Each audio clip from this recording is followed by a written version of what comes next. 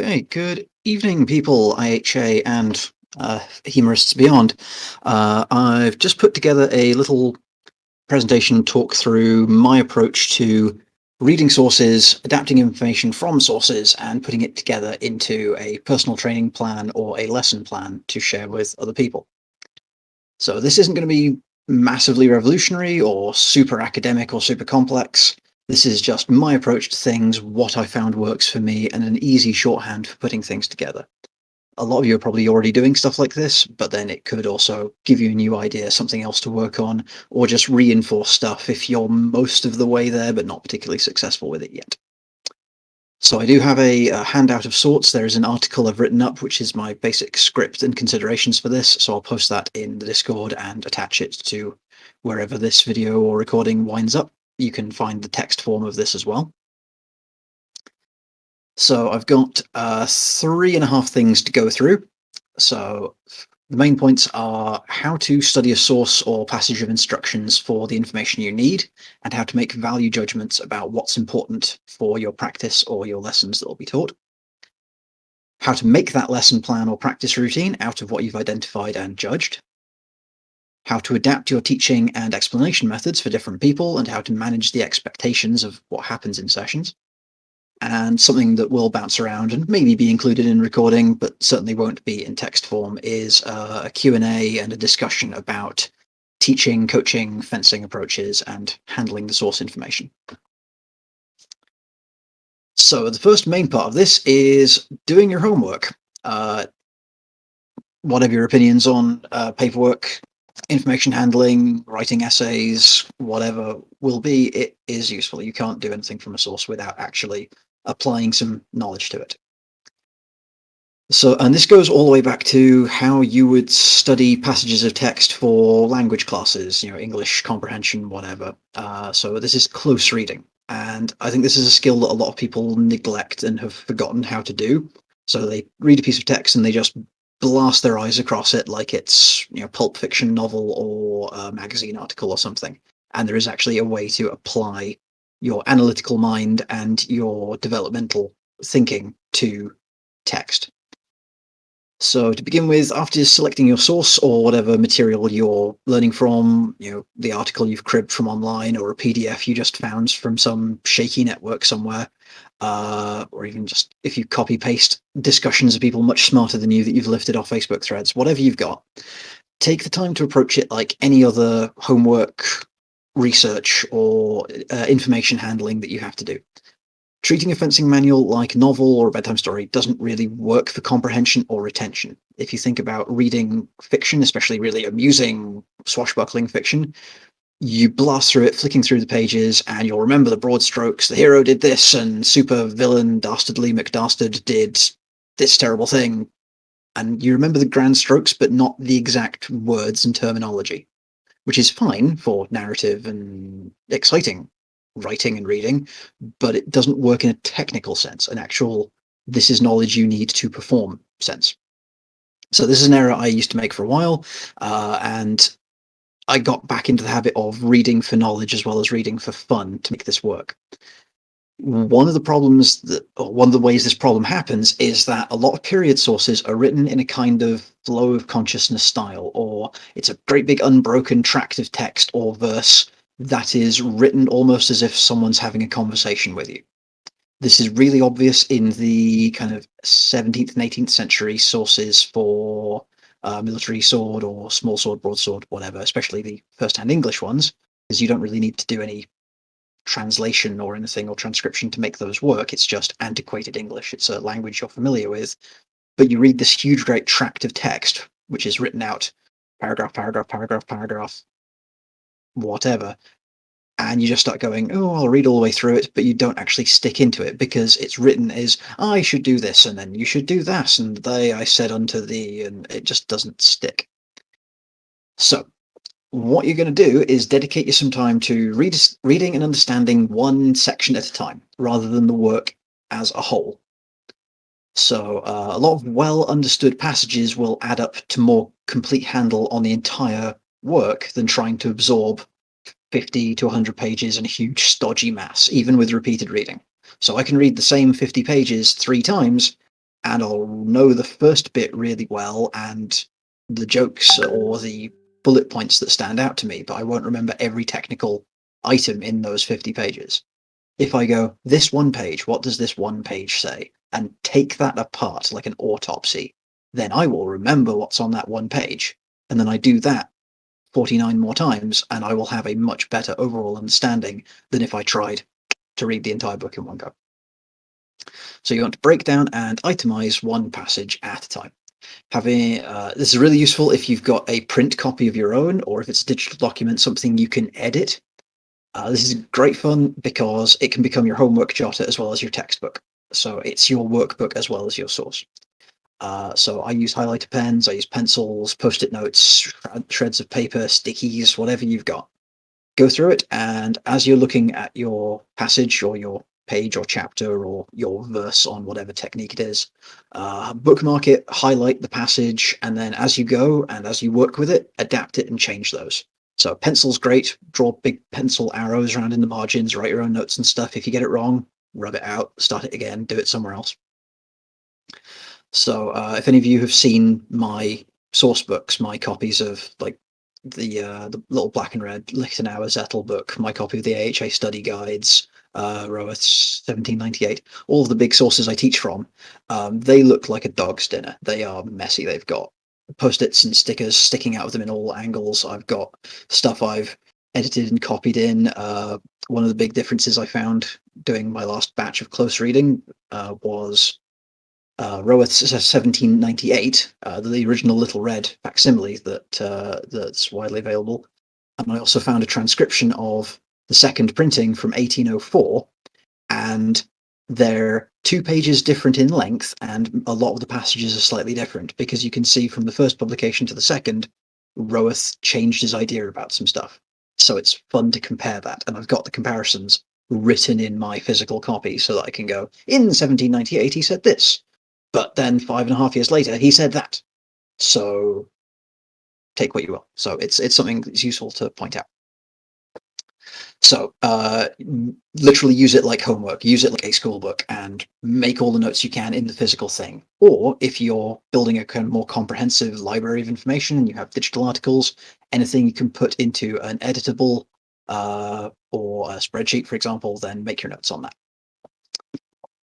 As you do your multiple close readings of an item or technique or chapter or whatever block you're working on, you should be able to write down your own version of the information in more conventional modern language.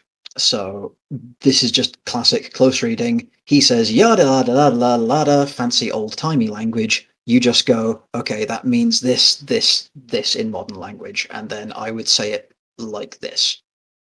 So you're doing your own internal translation from broken English from a translation from a different language or antiquated English from an old-fashioned source, make it into language that says the same thing but is more understandable to you. So even if this is for your own personal interpretation or understanding, so even if you go off the script and you write it in a sense that only your diseased, feverish imagination can understand, if it's just for your use, that's fine, that's great. It'll also make it more personal. You'll be a bit more attached to it that way. So this homework copy of your source material can be shared and compared at any level. So if you've got an idea and it's like, hey, so this technique, this is how I think I should be doing it. You can have that conversation with someone and see if they agree with you. And then, okay, right, I've done that. Okay. If it's something you've written out, you can share it. You can just send it as a message or post it on a forum, whatever, and bounce that around and see if people agree with you. And it's like, well, you didn't have to make it sound so stupid, but yes, you're technically right. Technical correctness is the best kind of correctness. He lied. You've got your homework copy. You put your own spin on it. You compared it. This is worth doing at any level, both how you share it and any level of work. So even really well-worn, well-understood things like the Zettel or Taylor's 10 Lessons, whatever item is very commonly used for teaching, you can still rewrite that in clearer, bullet-pointed instructions that work for you and work for any Tom, Dick, or Harry in this day and age. So everyone knows the Zettel, everyone knows Taylor's 10 Lessons, but they're still written a bit weird, and you can make it easier. So do it. There's no harm in that.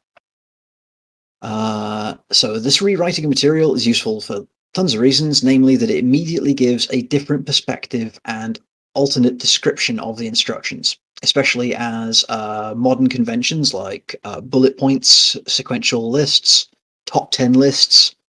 If you've got enough time and effort, you can do clickbait style. You won't believe what Joachim Meyer said about depleted uranium solid state armor piercing shells. The answer may shock you.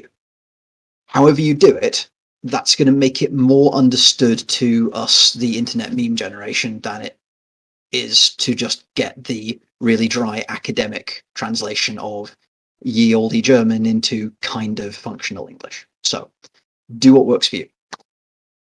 A big unbroken paragraph of I do this, you do that, and then he, being ordinary, does this, and in the square root of blah. That's actually a bit of a mess, and it's not good for flow and retention compared to 1, 2, 3, 4, 5 on separate lines. Distill the information down to its most basic factual elements in order with some kind of methodology, and then your own comprehension will follow. Which gets on to the next bit, which is value judgments. And that means something in historical study. So I ascribe a value judgment on something. That's not the sense I'm using it in just now. I'm probably quite wrong in this, but it's the best term I had for what I'm doing right now. Once you've got your itemized list of what you've taken from a certain source or passage, you can ask a few questions of it and your own work to help you prioritize what the original author wanted you to focus on. Part of your own interpretation of a source will require you to work out what the author said is worth doing and worth avoiding, or if some of the information they give at this point is relevant to what you want to work on, or if any particular details can be ignored until they become needed later. Because of writing and conversational convention, they might mention things now that you don't need until you're 10 steps down the line, but to us, you've already forgotten it by the time you need it. So you can ask those questions and have that fresh in the brain. Similarly, it's good to establish some fundamentals or some system ground rules that will inform everything after them and not be forgotten after the first couple of chapters. This happens to me a lot of time when I get into a big flow with a source, and by the time I'm doing the 6th, 7th, 8th week of instruction on something, I'm having real fun doing the complex stuff, but I might have neglected a couple of the absolute basics I covered in weeks 1 and 2, which would make me better at week 7 and 8. Week 7 and 8 are getting a bit rough around the edges. They would be better if I'd kept in system from week 1 and 2. So if the author or the interpreter have outright said thing XYZ is good, then that's a pretty good clue they want you to do it, and it's good. If the original author said this is the best thing, then higher than average chance it's going to be the best thing. Similarly, thing ABC is bad, then that's a pretty big clue that they want you not to do it. Brilliant. It's even more useful if they say both. If in one passage they go something along the lines of XYZ is good and should be done in this way, unlike ABC, which will lose in this same place. That's great. Having extremes means it's very clear to you what is relevant, what you should prioritize, what you should seek to avoid. That is absolutely basic. That seems about like the most obvious thing in the world, but your brain kind of scatters when you're reading old, weird technical things. So if you can rewrite it in the case of I've identified this and he says it's good, I've identified that and he says it's bad, in this situation, do the good thing, not the bad thing. You've just learned more than you have than reading through the big paragraph. Great. So having both extremes of an observation makes understanding something really easy and removes a lot of doubt about the original author's method. If only one extreme is mentioned, so you've only got one side of an argument, you need to start working out if that's the only solution they favor, or if there's more that they're not talking about, or there's more that they're not talking about yet. So you're kind of reading between the lines then. What are they not saying? What have they not mentioned? What have they not said is good or bad? And that'll help you identify a style as well as content. So reading between the lines gives you a different handle on the logic of the original text, and with some physical experimentation, once you're out of the book and you're in your funny trousers and you're waving the sticks around, physical experimentation with the subject matter, you can answer those questions if you can't figure it out logically by reading and questioning. The more the author tells you, and the more you can interpret without context or experience, the more accurately you're able to place techniques or tactics on a sliding scale from most ideal to mostly all right to kind of all right. We skip a little bit to probably bad, definitely bad, literally the worst, never do this on pain of death. So you can establish the content of what you've read on that sliding scale. However, you have to admit, I have to admit, a lot of the time you'll find yourself in that grey area in the middle of fuck around and find out. There will be that nebulous bit between what the author said was great and what the author said was terrible. And there are some things that will easily fall into less than ideal or more than ideal, but not the absolute best at that stage. So the good thing is, hema's largely experimental, so find your own mileage in that. So as you're doing this questioning of the source that you've read and re-itemized and rewritten in your own way, you throw some questions at it. And there's tons of questions, but these are the ones that I use a lot. And it's, what does the author think is best? What does the author want me to avoid? What did the author think was the most important thing at this point in time, at this point in the fight, at this distance of engagement? Whatever. So if you can judge the author's priority and the author's intent, that's great. That could answer the question of what they think is best. If they don't outright say XYZ is best, they say XYZ is, you must practice XYZ in case this happens. You rewrite it as, if this happens, XYZ is probably the best thing. So what have they not mentioned that I know could happen? So this is really difficult to answer when you're just getting started with a source or a subject or a style. But then after you've been doing it for a little while, especially numerous months, years, events down the line, what is the author not mentioning? Because they're going to mention it later, or because they're never going to use it, or because the style they're fighting in or working in wouldn't really present this weird thing that we discover, because the downside of hema being experimental is that there's a lot of weird stuff. So what aren't they mentioning?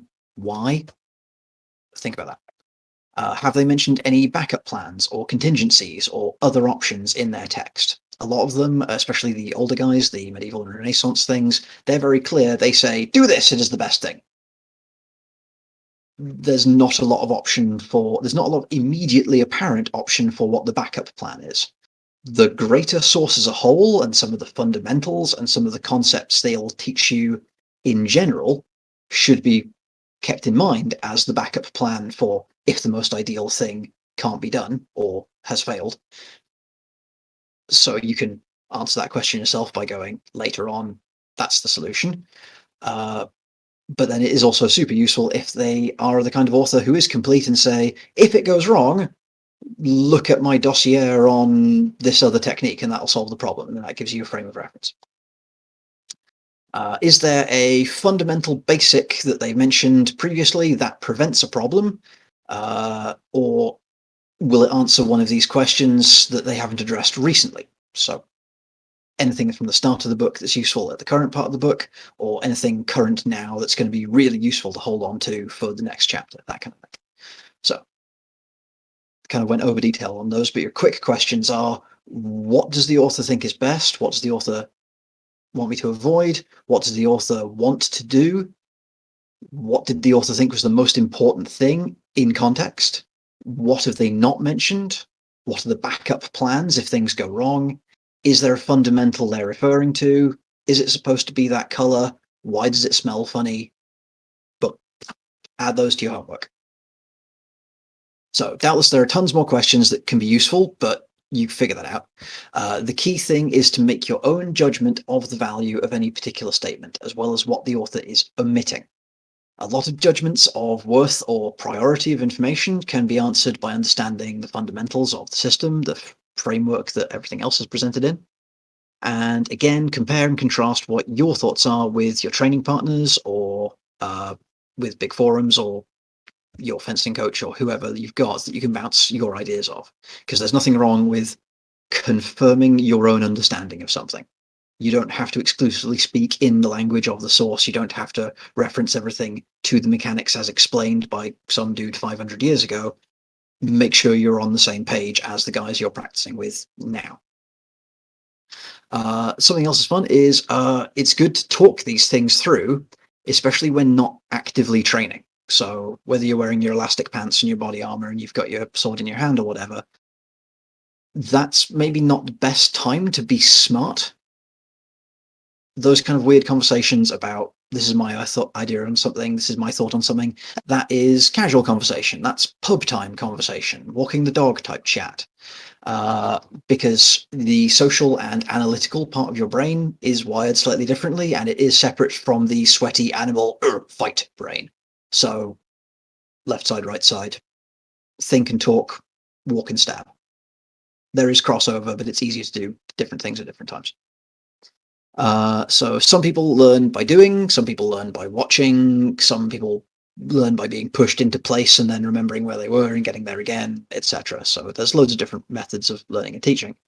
I can't really be bothered following internet debates. I absolutely hate trying to learn information from Facebook, for example. It's absolutely terrible since 3 algorithms absolutely destroyed actually useful online information like forums and article sites and blogs. But the option's there if you can find them, and if you can actually navigate the algorithm, then you can throw shit up there. The problem is, if there's an open forum, be prepared for jokes and memes and crap if you're trying to learn something solid. So that's the first section over. That's your close reading and how to identify, judge, and start comparing and bearing in mind information from a source. Second part is how to use the book smarts to make stabbing better for yourself and others. So this applies in two senses: how you're going to make a training routine for yourself, or how you're going to plan a lesson to share information with somebody else. I'm going to be talking in the sense of lesson plans, mostly myself, but you can make it internal, individual, as well as group educational. So writing a lesson plan should be fairly simple procedure. The issue a lot of people have is knowing what to include and what to prioritize in the first place, even if they understand the structure of how a practice session or a group lesson should go. How you actually conduct your class and the limits you have on time, space, equipment, blah, blah, blah, will factor in differently to how you adapt source material. So you should consider everything for the sake of completeness if you're writing a big, thorough lesson plan, especially if it's something that you're not going to be using yourself. If you're coaching someone and you want them to practice something and you write them a practice session plan, make it understandable for them and make it realistic with time and attention and materials and that kind of thing, if you can take account for that kind of stuff. Or say you're in a club environment where there's more than one instructor, you want to be able to pass your lesson plan on to someone else, and provided they understand what you were going to teach anyway, they can read your plan and get straight into it. So in general, even the most basic lesson plan for yourself or others should feature an objective, a warm-up or review, a presentation of the content, practice of the content, and assessment back to the objective. So the objective is what you want to achieve at this time. Okay, nice and simple. We'll get onto a good target for that later, but the objective is what are you doing? The warm-up or review is what concepts or patterns or structure should people have in place for this thing they're about to learn. So if you're doing something, so warm-up means, as well as the physical warm-up, getting warm and ready and stretched to do the thing, you're also warming up the brain and the memory and the kind of fighting mentality, learning mentality to do something. So if I'm running a class on my broadsword and saber stuff, something very linear, a lot of the concepts of the warm-up as a physical thing are going to be, we're going to be doing lunges, we're going to be doing linear footwork, we're going to be standing up straight, keeping everything dominant-sided. Even if we're training ambidextrously, we're going to make the left side dominant and play with that as well, that kind of thing. So even if people have never done it before and they think it's just a warm-up for physical athleticism, it's already putting in some of the structure and patterns that they need for what I'm about to teach them, blah, blah, blah. And if you're very smart, or even somewhat more motivated than I am, you can make entire warm-ups and reviews, even unarmed, relevant to what you want to be teaching or the concept that you're going to be teaching from your objective you've already established. The next most important thing is the presentation of content. So rehearse personally or demonstrate to others what the subject matter is. So we'll get onto examples later, but that is just this is what we're going to do today. Do the thing. Looks like this. Achieves this. Blah, blah, blah. Lichtenauer says you do it like this and it solves this problem. Great. And then most of the class, most of your personal practice should be practice. Do the thing. Do the thing slowly. Do the thing fast. Do the thing sideways. Do the thing upside down until you can get it right, or more particularly, until you cannot get it wrong. And then at the end, as you're closing up the session, be it a group session for everyone else or rehearsal for yourself, did you meet the objective you started with? Nice and simple. So objective, review, present, practice, assess. Nice and simple. Every lesson should include that. Every personal practice session should include that. I've been getting into the habit of going back to the gym, and I went in aimlessly and just didn't really go in with a plan and went, this is absolutely dumb. And after 3 or 4 sessions, I started going in with a plan. What am I doing? Bump, and then felt so much better about my workout, even if I already knew how all the machines work and what the routine was that day. So going in with an objective. Today is arms. Today is chest. Today is legs. Never skip leg day. That's your objective. Have that in mind, and you can't go far wrong. So fitting information into your plan is totally easy if you've already identified something cool from a text that you want to work on or want to teach. It's all the more easy if you've done your homework and assigned value and priority to different bits of it as well. So I try to avoid teaching directly from the page of the books anymore, partly because nobody likes hearing a big tract of text read out at length. As good an orator as I am, it's not actually useful, and people stand around kicking their heels, especially as the presentation part. If they've just warmed up, literally, you don't want them to go cold by spending 10 minutes preaching stentorian from the mount. So I don't hold with reading straight off the sources much anymore. It's even less useful if it's antiquated or obscure language, because people will just gloss eye. You'll just see the life drain out of them and the pigeons fly behind their irises. So don't worry about it. I do, however, like to have the source to hand and annotated with my own study and my own notes, or relevant passages from the source copied into my lesson plan so that I can draw attention to them to reinforce what I'm doing. If I'm doing it for my own personal practice, like my practice plan, I'll just have a big scroll across. This is the thing that Roeth said. This is the thing Lichtenauer said. Remember that. A lot of the original text or transcriptions will sometimes have a good turn of phrase or a nice catchy rhythm in a passage that'll make it a really good punchline to your demonstration or self-rehearsal. So you keep a little mantra of the original thing that's useful.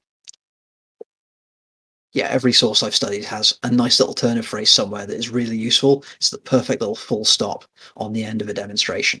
So you'll find those and use them later. When teaching a particular technique or learning a device from source, take the most important factor you identified with your close reading and make that the objective and presentation of the session. So this should be pretty easy after you've answered your little questions about the author's intent and preferences. What do they think is important? If you've identified that, what the author thought was important, that's the objective of your class. So if you're doing a lesson on the Zornhau, for example, so basic, overhead, cut, brilliant. So the most important thing about it is that it's going to cross your opponent's sword if they cut toward you, and the tip of your sword goes forwards. So that is one interpretation of the Zornhau. One master will explain it in such a way that this is going to cross what my opponent's sword doing and mean they can't cross the center line, and the top half of my sword is going to go forwards into them. That's the most important point. So the objective of my session is to have my students doing good Zornhaus that cross the center line and go forwards. That's the objective. I know there's a million other things that are important in a Zornhau, but the objective of that session is cross the line, go forwards. So the presentation and content of the session is making sure any Zornhaus that are thrown meet those criteria above all else. So if it's a personal practice session and I'm just going, I'm going to spend half an hour getting my Zornhau absolutely gigatons, then I'm not going to try and make the perfect Zornhau meeting every criteria. I'm going to start with the most important, which are cross the line, go forward. That's me for half an hour. I'm working on that thing, crossing the line and going forward. The other lower priority factors can be a different lesson all to themselves. There's nothing wrong with them. There is more you can say about doing a Zornhau, but that's next week's lesson or tomorrow's practice session. Okay. Make the practice section about meeting those criteria under gradually increasing challenges or different stimuli. Attempt to avoid muddying the issue with the kind of yeah, but what if thoughts or questions. So if you're personal practicing, you could be going, yeah, but what if this happens? Not relevant right now because you're not looking at backup plans unless that's the objective. Especially if you're teaching as well, and someone goes, yeah, but what if I? It's like, did I say that? Is that what we're doing today? No, shut up and do as you're told. In nicer language than that, Okay, so don't downplay them. They're not wrong. If someone has that question or you have that doubt about what you're doing, it's not wrong to observe that. It's not a bad consideration. It's just not what you're exploring right now. So if there's doubt introduced, stick to the objectives and content that is definitely understood while acknowledging that there's room for improvement or expansion later. This is great to bear in mind for personal practice and solo drilling, as well as running a class, because taking a break from physical practice to open the book again and start reading, that's going to waste your physical practice time seeking answers instead of making progress on something that you want to be working on that you already understand. So towards the end of a session, you ask yourself, is this thing working? In relation to your original objectives. Another good question is, am I doing it better than I was before? Or are we doing it better than we were before? This assessment can be a final review of how the practice is going, if your students have met the brief, or if people can do the thing under pressure or unexpected circumstances, or if they can always answer the question, what is XYZ for? What does XYZ do? Okay. Retention and comprehension for martial arts, in this case, are both mental and physical. You want to strike a balance where you or your class or whoever you're coaching can both understand and deliver a technique you've taught and worked on. Some people will get it mentally but not be able to physically do it yet. And some people will be able to do it fine when you ask them to, but by tomorrow night they've forgotten the exact fine points of the mechanics and they won't actually be able to use it in sparring because they haven't internalized the useful stuff, how, what, why, when to do it, even though they're perfectly physically able to do it. So you're probably already thinking of, hey, that sounds like me, or hey, I know that guy, or yeah, maybe that explains why. Okay, so a little bit of a questioning, is this thing working? That's your little assessment at the end of a session. If it's a personal session, did I practice my Zornhau for half an hour? Is it definitely crossing the line and going forwards? Yes. Does it hit like a ton of bricks? I hope so. If it's a class, you look down the class in the last 5 minutes and you give them quick re-presentation of what the material was, and you shake things up and test them. Can they do it? If they can't quite do it physically, do they understand what they're looking for? Nice and easy to answer. And the last little presentation section before we make it a discussion and go a little bit back and forward is how to get the facts to stick. So it's great doing homework and it's great working on things and practicing things if you have the space and the time. But for different people in different ways, skills are deteriorating. You need to stay on top of them, or you need to have them fresh in the brain to use them. So how do you get the stuff to stick? So as part of your sessions, be they solo, group, taught, or coaching one other person, you need to make part of your sessions very easily understood and memorable. Nice and simple. This goes all the way back to right at the start when I said break it down, write it out in language you understand. So you can use snappy catchphrases, little mnemonics if you're smart enough to make things rhyme, similes if you like telling stupid stories, or whatever else to make things as foolproof as possible. There are loads of little devices for this, and everyone will have their favorites. Any study of teaching and knowledge handling will show you examples of these. They're all over the place. So everyone will have their favorites, both to use for your own improvement or your own purposes, or to get knowledge across to other people, or things that you like hearing. So if you remember stories better than you remember you know, methodical facts and processes, then you'll remember a story better than you will, you know, a squared plus b squared equals c squared. What? And then you say hypotenuse slides down the ramp. You'll go, hey, slide. Okay, so different things for different people. So when you're doing something a bit more active, like fencing in free play, sparring, maybe competitions, I like to use an internal repetition. It's not really a mantra because I'm sure that means something specific, but I've got my own little internal dialogue that I use as a reset for myself. So a lot of the time I'll realize something's gone wrong that has gone wrong before, and I should recognize that. I've already identified it. I need to reset myself and remember what prevents the bad thing from happening. So I'll lose an exchange because I've forgotten a fundamental, or I've fallen into an old bad habit that's easy for my opponent to exploit. So to avoid myself getting frustrated with it and to remember what the fix is, I've got my own little internal monologue that talks to me in my own little annoying voice, and I accept it's a slip of the mind or form, so there's no harm in it other than I'm a point down, or hey, he beat me that time and now I'm 10 seconds more exhausted than I was. Redress myself, come into it with a neutral mentality, and my internal repetition is small but useful help. So my most common memory aids when I'm teaching a class is the simplest sentence to explain what should be happening for any given action, with emphasis on the most important words. So anyone who's listened to people teach, or anyone listened to me explain anything before, will be familiar with these kind of things. And a lot of the time it hinges on those value judgments, how important you thought something was when you broke it down to begin with. Repeated often enough, these are useful and they'll get ideas to stick in the head, especially for the people who will comprehend but not necessarily be able to physically deliver.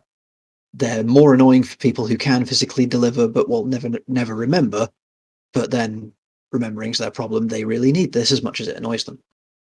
So my students and I, we are already sick of my favorites for the last couple of years, which are things like send the cut forward. Always forward is adding up. When you're holding your longsword, you're holding it arms in a triangle, hands in front of your sternum. So thing will happen in front of your sternum. In front, sternum, those are the most important words. Everyone's going to remember those. When there's a certain technique we're doing this kind of thing, Lichtenauer says, reject that which is common. I love that's some serious shade to drop on the lower orders right there. It's like, yeah, class warfare, bitch, longsword. Okay, so Lichtenauer says, reject that which is common. We don't just parry, we absetzen. We don't just parry, we Zornhau. Don't do the most obvious thing, do the best thing. And my common favorite, because of the impact I have on people, don't fall in love with me. You're not allowed to. Like, no, I'm not ready to be vulnerable yet. Okay, so little mnemonics, little aide de memoire. So another factor in retention for yourself or for others is approaching the same information from a different perspective. This is a useful thing that transcribing and interpreting the sources into your own language can help with, as different people learn the same things from different sides. Those of a more positive outlook, your optimists, they will appreciate hearing XYZ is the best thing to do, because that frames their mind in, I am aiming towards the best thing, because they are seeking, they are moving forward positively. Other people, your pessimist, your more negative mindset, they want to avoid the bad thing. So if you say to them, ABC is the wrong thing to do, they will work diametrically opposite. It's like, okay, I'm definitely not going to do ABC. And that will make them accidentally do XYZ, which is good for them. So everyone internalizes things in a different way. If you've considered the facts and features of the source kind of accurately, then you should be able to swap between explanation for yourself and others pretty easily. Thinking in another perspective is also great for coaching people, especially if you're the observer or third party for something going on. So if you're a tutor and you have two people fighting or two people drilling, and you're observing them from profile and you can see both of them, then it's great to be able to have more ways of explaining things. So if you've got multiple different descriptions of the same thing in your head, then you have more data points to compare your observations to. Therefore, you can find the wrong answers sooner. So, for example, if you know a technique is best done with your arms nice and straight, projected in front of the sternum, another way of explaining that is, say, your arms to the side of your body with your elbows bent. So this is the wrong thing, this is the right thing.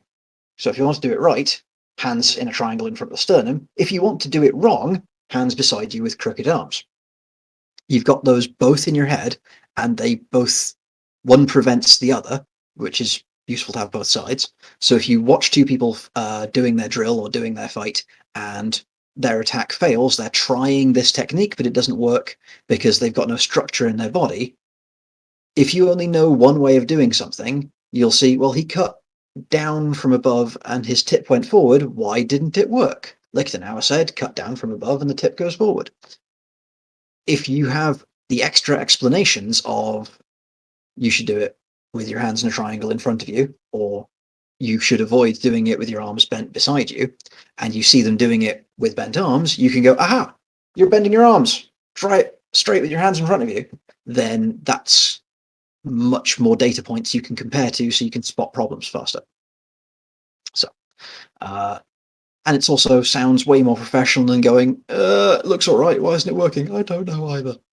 So, it gives you more things to say and more things to compare to. And that's about it for prepared material. I did shoot myself in the foot a bit by both the last 2 days. I've completely forgotten to bring my source material and my teaching notes home with me from work, so I don't have them to hand to share with you guys, but I can be queried on that later.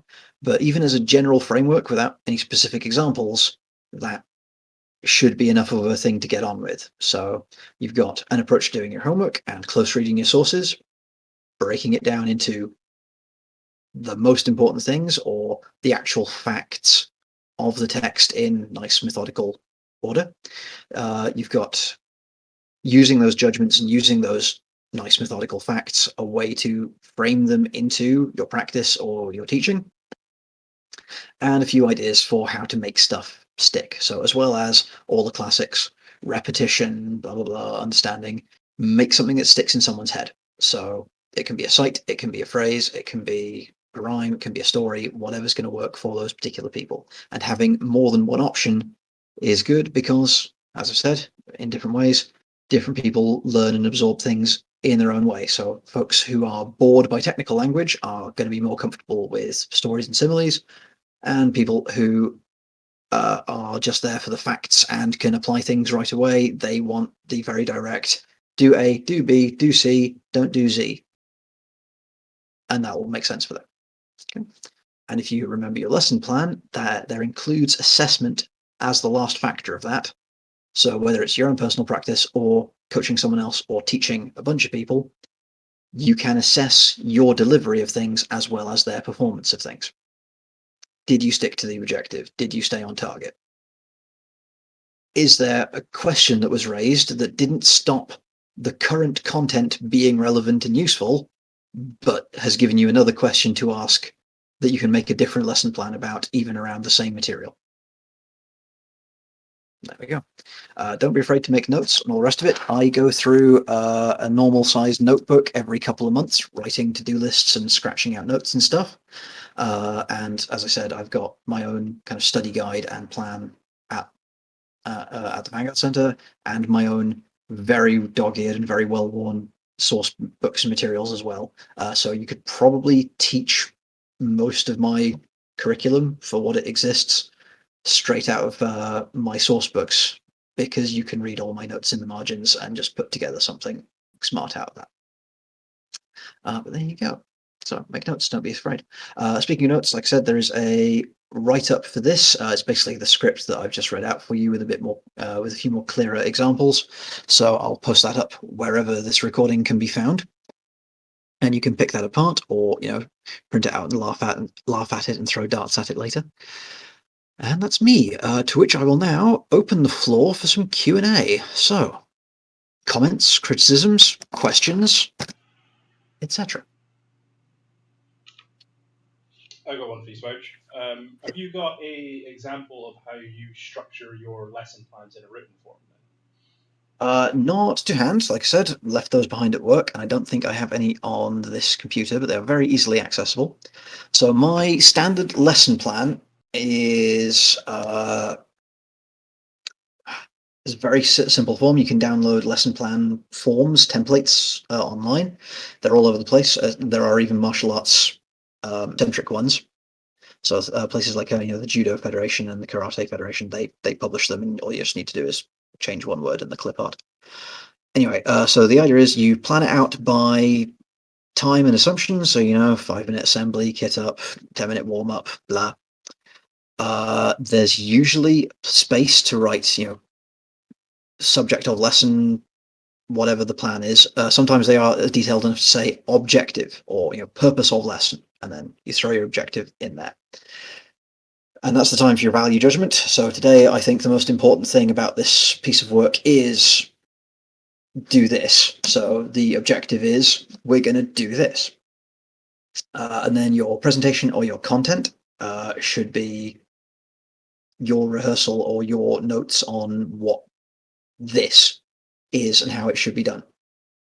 And for both what you should teach, how you should present it, and how you should get people to memorize it should be those nice, clear bullet points of what you think is the most important and the key factors of what you studied.